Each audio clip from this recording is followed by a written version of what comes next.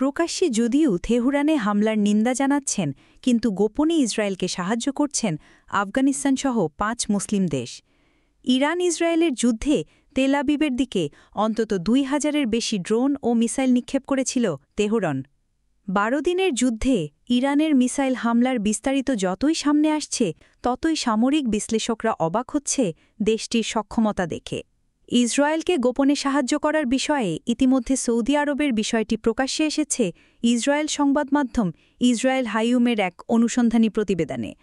পত্রিকাটি জানিয়েছে, সম্প্রতি ইসরায়েল ও ইরানের মধ্যে চলা ১২ দিনের সংঘাতে সৌদি আরব ইসরায়েলের স্বার্থ রক্ষায় গুরুত্বপূর্ণ ভূমিকা রেখেছে। সৌদি আরবের বিমানবাহিনী বেশিরভাগ ক্ষেত্রেই যুক্তরাষ্ট্রের দেওয়া যুদ্ধ বিমান ও প্রতিরক্ষা সরঞ্জামের ওপর নির্ভরশীল। যুক্তরাষ্ট্র, যুক্তরাজ্য ও ফ্রান্স শুরু থেকেই ইসরায়েলকে সরাসরি সমর্থন দিয়ে আসছে।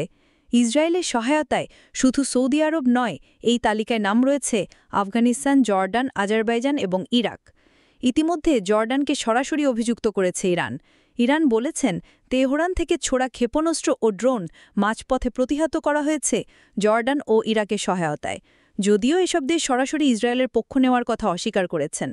ইরানের বিপ্লবী গার্ড, যারা ইসরায়েলের মিসাইল হামলার মূল দায়িত্বে ছিল, তাদের মুখপাত্র ব্রিগেডিয়ার জেনারেল আলী মোহাম্মদ নাইনি হুঁশিয়ারি উচ্চারণ করে বলেছেন, ভবিষ্যতের যে কোনো আক্রমণের পূর্ণ প্রতিশোধ নেবে তেহরান।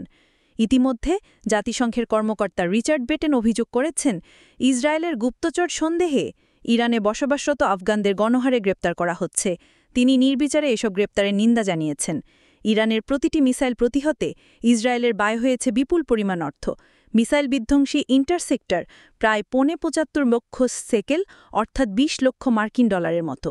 ১২ দিনে ইরানের ছোড়া ক্ষেপণাস্ত্র প্রতিহত করতে যুক্তরাষ্ট্র ইসরায়েলের খরচ হয়েছে ৫০০ কোটি সেকেল বা $১.৫ বিলিয়ন।